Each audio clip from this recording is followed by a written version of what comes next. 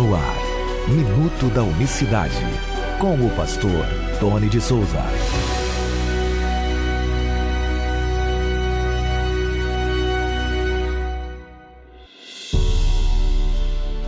Olá, queridos, graça e paz vos sejam abundantemente multiplicadas da parte do nosso grande Deus e Salvador Jesus Cristo. Que Deus abençoe a todos de maneira rica e poderosa. É um prazer ter você por aqui nesta quarta-feira abençoada. Que Deus abençoe você e sua família. Veja o que diz o livro de Apocalipse de Revelação, capítulo 1, verso 1. Revelação de Jesus Cristo, a qual Deus lhe deu para mostrar aos seus servos as coisas que brevemente devem acontecer, e pelo seu anjo as enviou e as notificou a João, seu servo. É muito interessante esse texto que os trinitários usam para nos mostrar, para nos provar a Trindade.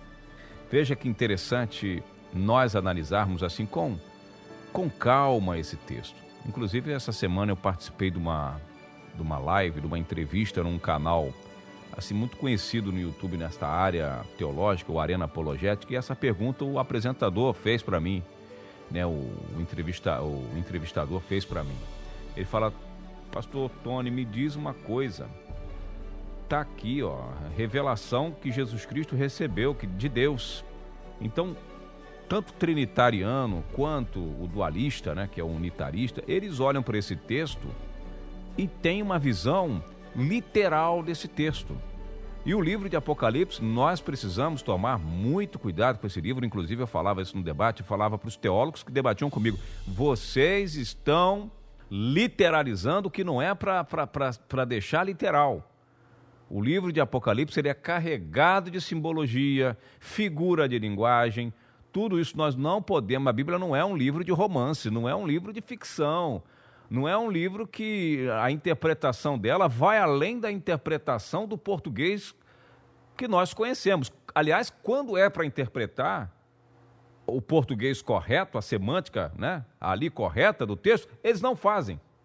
Quando é para ler o texto que está lá em letras garrafais, bem claro, eles não leem.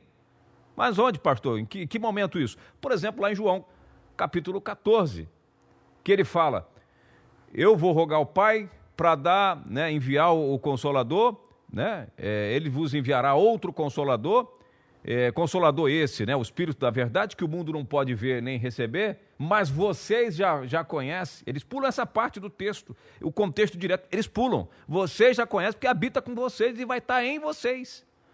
Quando é para interpretar assim, está explicando o que ele falou no versículo anterior, não, isso aí a gente pula. O que interessa é que ele vai enviar outro Consolador e pronto. Vai rogar ao Pai, o Pai vai enviar. Tem 3. Mas ele explica, no verso 17, explica essa questão. Então aqui em Apocalipse, voltando para o assunto que nós estamos abordando aqui, ele recebe uma visão de Deus. Nem sequer param para analisar o seguinte: aqui em Apocalipse capítulo 1, o próprio Jesus Cristo se apresenta como Todo-Poderoso. O Deus Todo-Poderoso. Né? Ele não diz lá no verso 7, 8, né? Eu sou o que era, aquele que há de vir, diz o Todo-Poderoso, sou o Alfa, né, e o Ômega, o princípio e fim. Ó, verso 8, eu sou o Alfa e o Ômega, o princípio e o fim, diz o Senhor, que é, que era e que há de vir, o Todo-Poderoso. Quem vai vir? E quem é o Todo-Poderoso? Jesus. Agora me pergunta, porque o texto da hermenêutica vai nos ensinar, inclusive a gente falou muito sobre isso na aula de hermenêutica, nós falamos muito sobre isso, nessa primeira matéria que encerrou semana passada, que o texto, ele nós precisamos fazer perguntas ao texto, para que a gente possa ter uma visão mais ampla.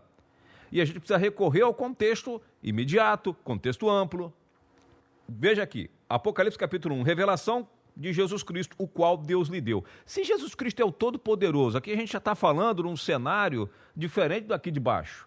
Aqui não está o Jesus Cristo homem, né, com a natureza humana, precisando de orar, precisando de ter relacionamento, ter intimidade com o Pai, abre aspas aqui porque eu estou falando. Aqui nós estamos falando num cenário lá em cima. Aqui é o Todo-Poderoso que está aqui. Aqui não é o Filho de Deus, aqui é o Todo-Poderoso. O que é, o que há de vir, o primeiro e o último, né? O alfa e o ômega. A Bíblia aqui fala que ele é o Todo-Poderoso. João, inclusive, cai morto ao pé dele. Agora, como que o Todo-Poderoso recebe revelação de Deus?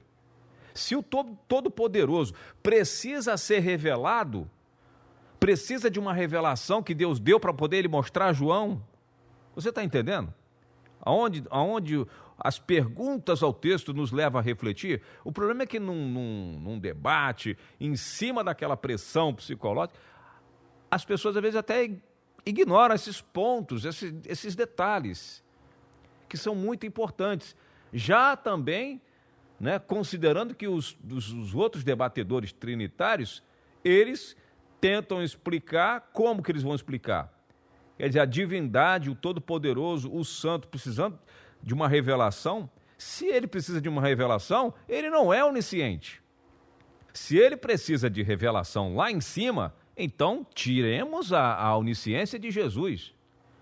Aliás, nem de Todo-Poderoso ele precisava ser chamado.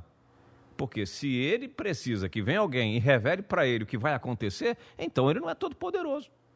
A gente vai ter que chegar junto com os dualistas, por exemplo, ou unitarista, que sintetiza dessa forma. Ele não é todo-poderoso.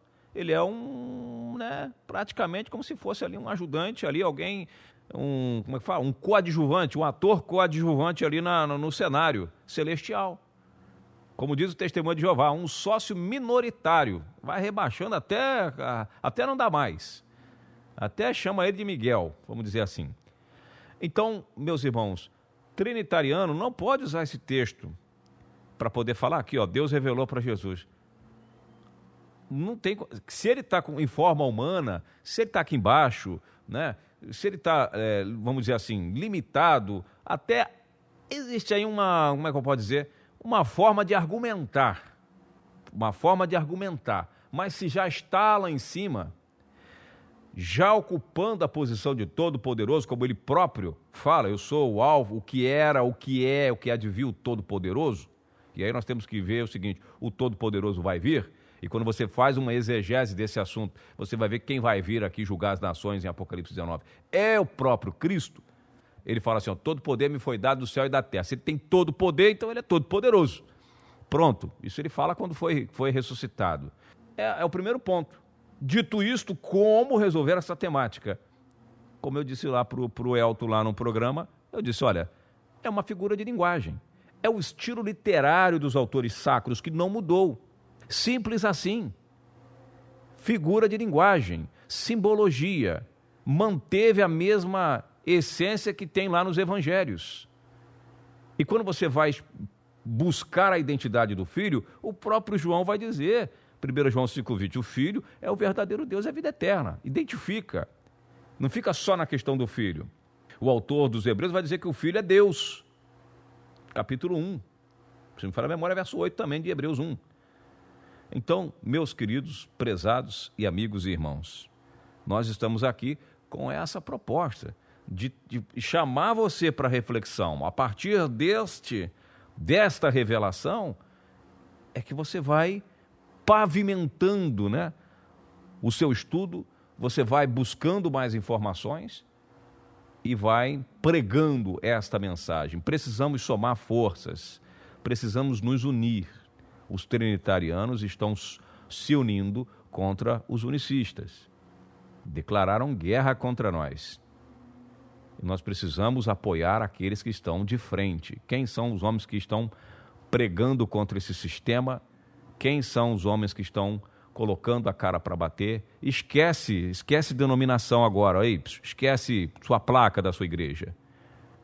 Porque quando uma pessoa fala, eu preciso ser batizado em nome de Jesus Cristo, eu entendi a palavra, pastor Tony, para onde eu vou agora?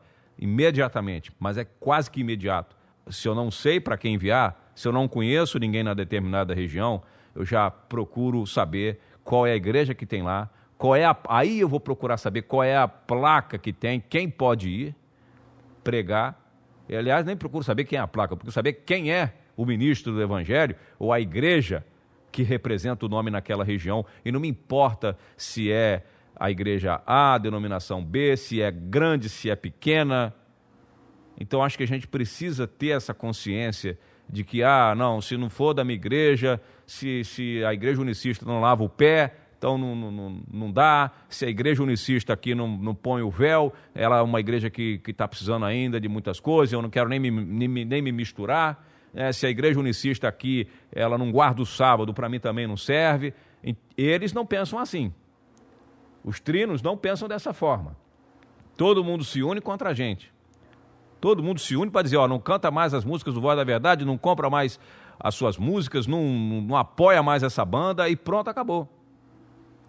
E nós não podemos ficar nessas facções, porque Paulo vai dizer que isso chama-se facção. Não haja entre vós facções. Eu sou de Paulo, eu sou de Apolo, eu sou disso, eu sou daquilo, concordo com o que Paulo fala, mas eu não concordo com o que Apolo fala, eu prefiro Apolo do que Paulo. E o apóstolo Paulo vem usado pelo Espírito para acabar com essa questão. Não, esse camarada aqui, pena que ele erra nesse ponto, pena que ele não pensa igual a mim nesse ponto, pena que ele... Não, assim nós vamos ficar esfacelados, divididos. Ele que se vire com que ele, com os problemas que ele arruma para ele, porque eu não vou me meter nessa questão. E às vezes a gente precisa de assistência jurídica, a gente precisa de oração, a gente precisa de ajuda, de apoio, de rede de apoio para todos os que pregam essa mensagem. Faça uma análise. Quantos pregadores você conhece que pregam essa mensagem o tempo inteiro, insiste nessa pregação da unicidade e do batismo em nome de Jesus, assim, tanto para dentro quanto para fora da igreja? Você vai enumerar, se você encher aí as duas mãos com os seus dedos, está ótimo. Aliás, põe aí nos comentários, você que está ouvindo aí no YouTube, os pregadores que você conhece. Isso é importante para a gente se unir a esses pregadores e preparar e se fortalecer cada vez mais e apoiar um ou outro, porque nos últimos dias vão se apertar ainda mais sobre aqueles que creem no único Deus verdadeiro, e eu louvo a Deus por isso, A cada insulto, a cada perseguição, a cada ataque, a cada crítica, construtiva, a cada crítica destrutiva, eu louvo a Deus por isso, porque é necessário, e a gente vai crescendo e pregando sempre a tempo e fora de tempo. Eu vou ficando por aqui, desejo as suas orações em nosso favor. Nós continuamos aqui com muito carinho, pregando a unicidade de Deus, pregando a palavra desse Deus maravilhoso, e nós voltaremos amanhã com mais uma edição do Minuto da Unicidade. Que Deus abençoe a todos de maneira rica e poderosa, graça e paz. Minuto da Unicidade.